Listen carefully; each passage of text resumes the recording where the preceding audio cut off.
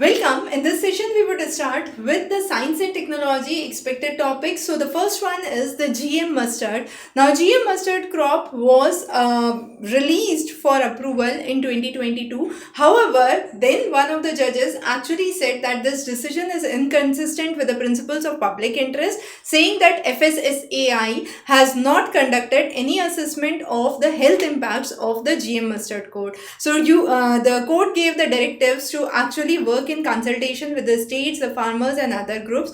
The genetic modification is basically a modification where the organism of the DNA is altered or a new gene is being introduced. So, GM mustard crop that was brought was DHM 11, developed by the Center for Genetic Manipulation of Crop Plants at Delhi University, and was one of the major steps to commercialize the first GM food crop. It was created by the crossbred of two species. One was Varuna from the native species, and another was early Hira 2 from the East Europe.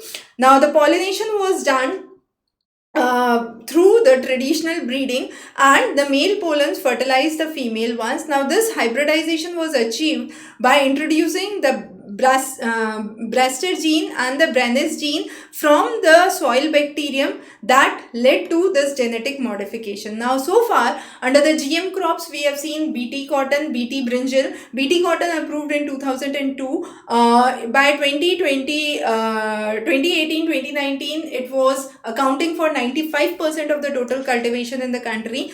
BT brinjal was brought in 2009, approved under the Genetic Engineering Appraisal Committee.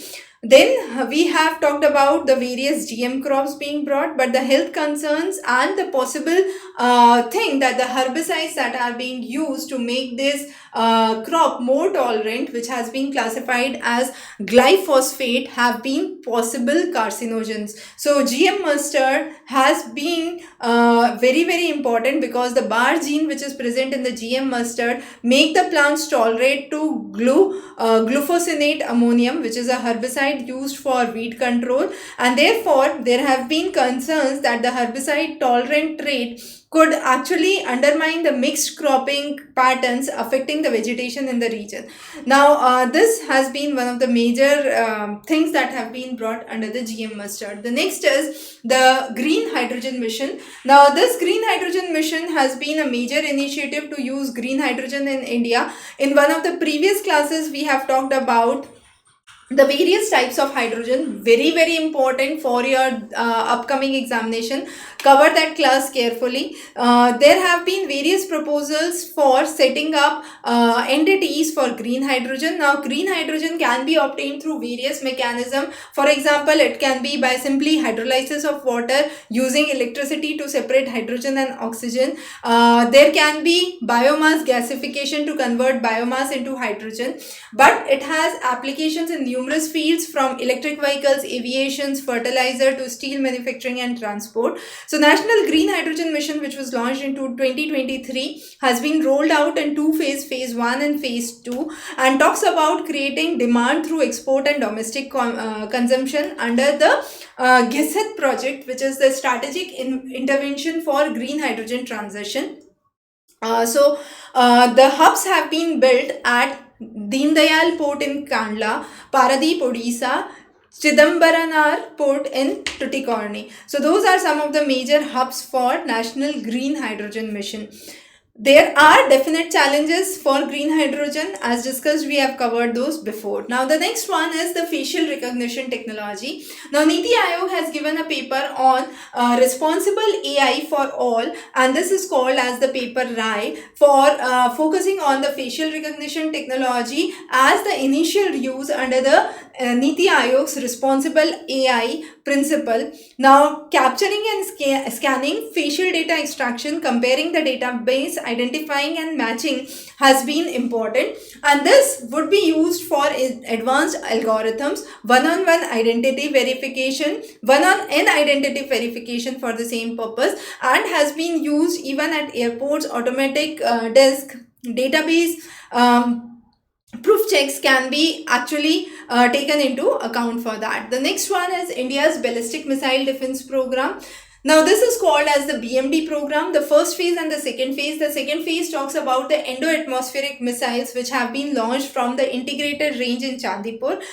They have been based on an indigenously developed two-stage propelled ground system which has been brought in.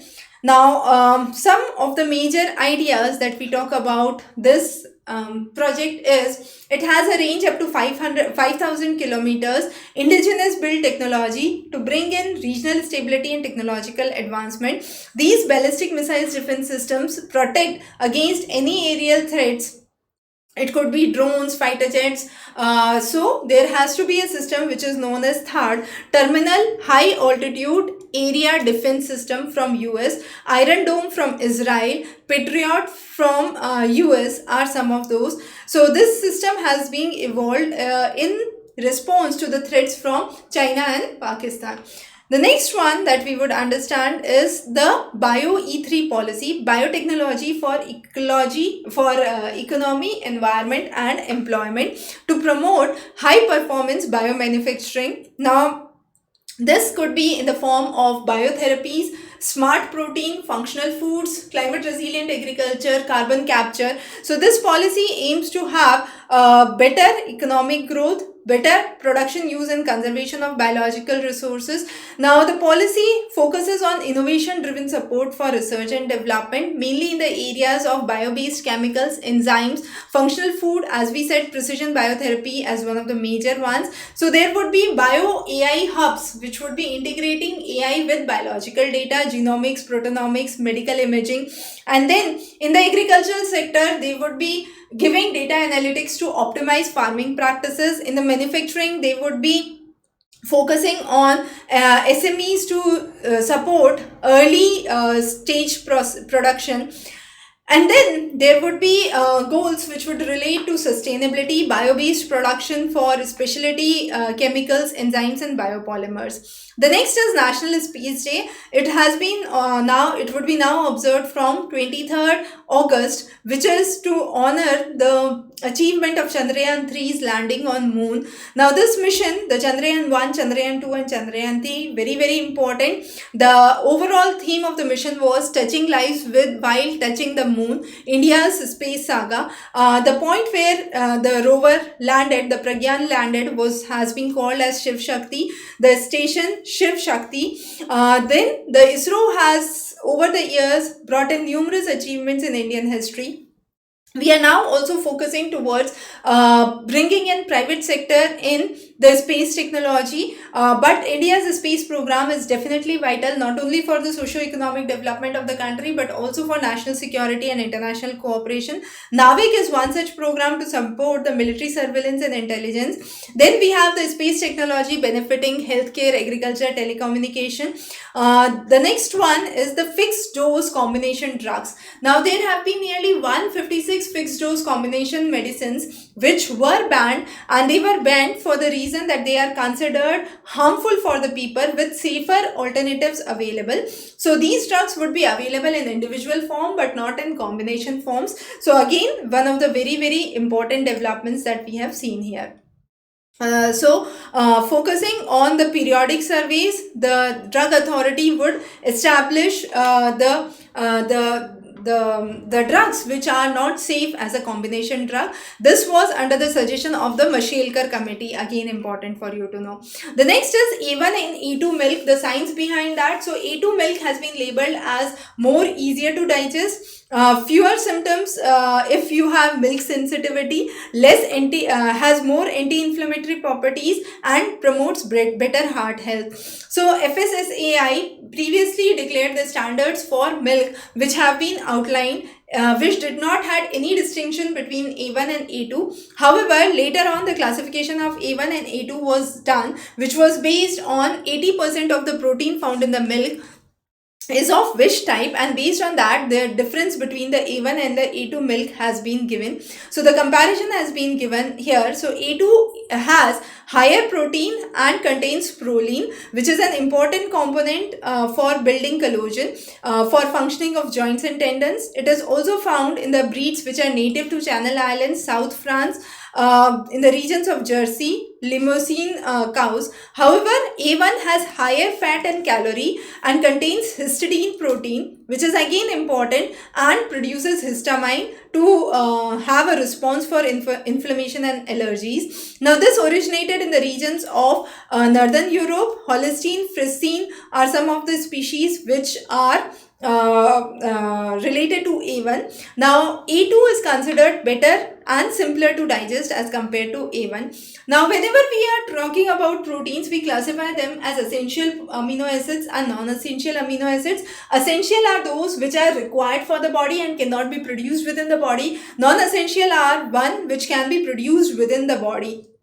So the food items which contain the essential amino acids are important for us. The next is directed energy weapons. Now, India focused on to the development of the directed energy weapons as long-range weapons which are utilized for various purposes, but it basically aims to use electromagnetic or particle technology to damage or destroy the enemy facilities. Now, this broadens the scope of electronic warfare because it involves electromagnetic spectrum.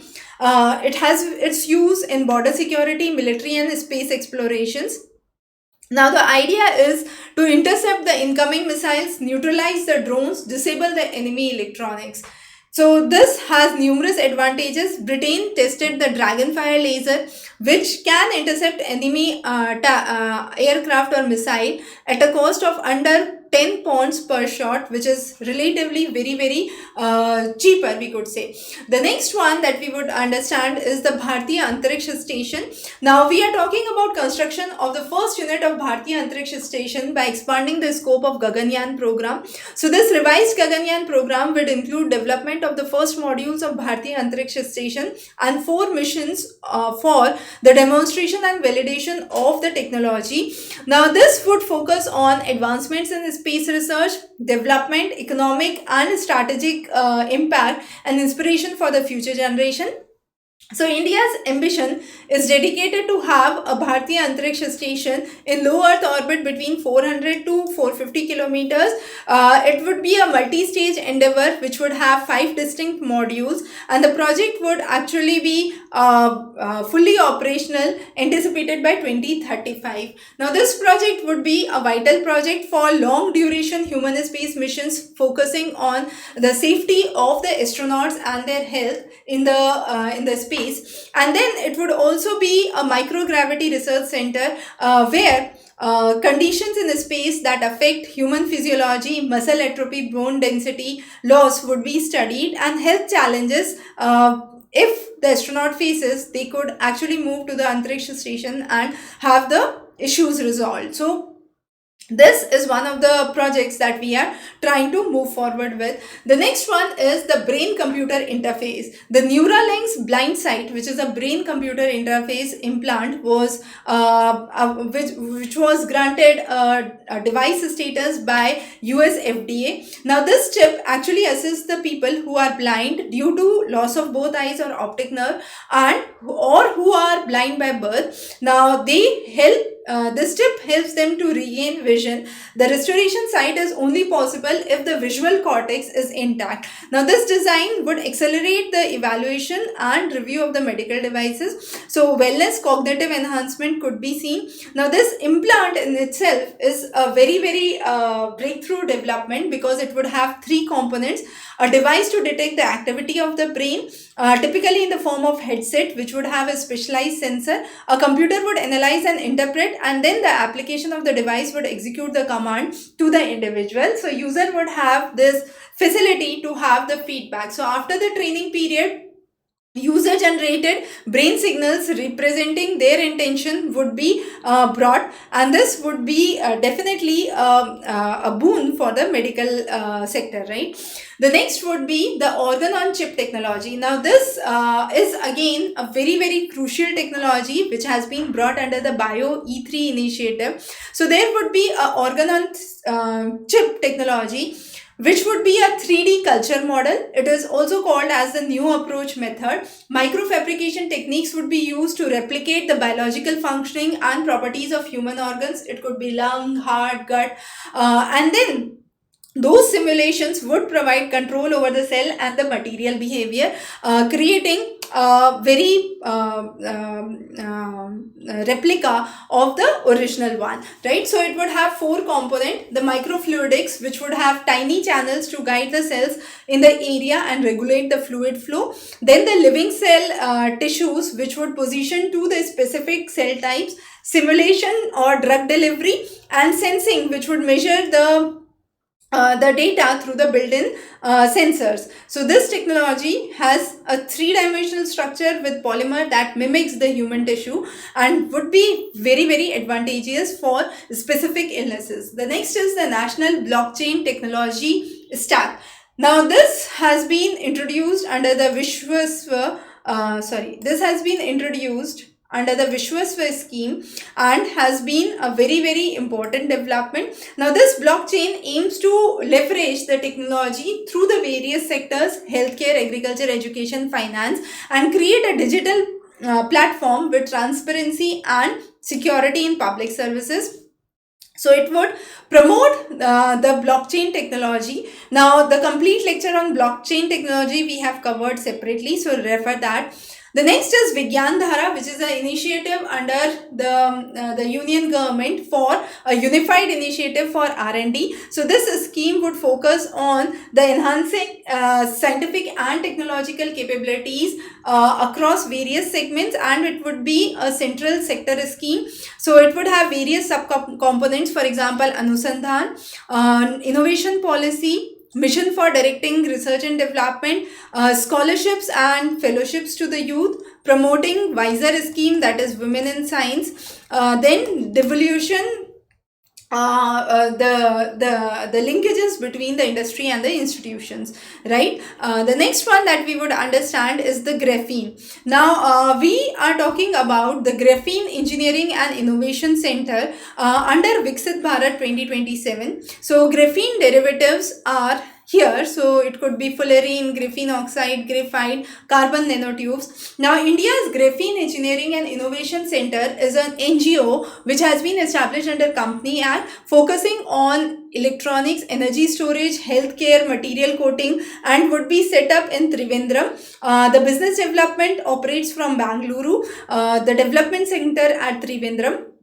Now graphene was discovered in 2004 and consists of single layer of carbon atoms in a hexagonal honeycomb structure. Later on it was discovered that there are various properties which are very, very unique to graphene. It is impermeable to gas, even hydrogen and helium. It has quantum properties such as quantum Hall effect, that is it has potential for advancements in meteorology, quantum computing, and electronics. So graphene nanoporous membranes show good results for water filtration.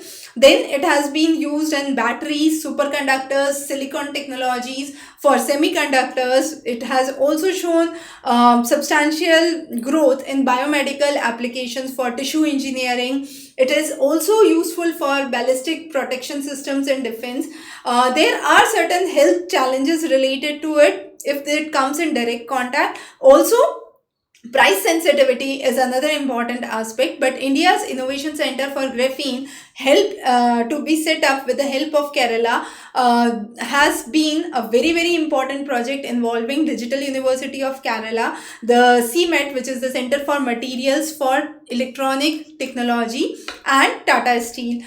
So again, a very important project. Then we would talk about the major Nobel Prizes. So Nobel Prize in Medicine, in the field of chemistry, in the field of physics, and the major researchers have been important. So the summary for that has been given here.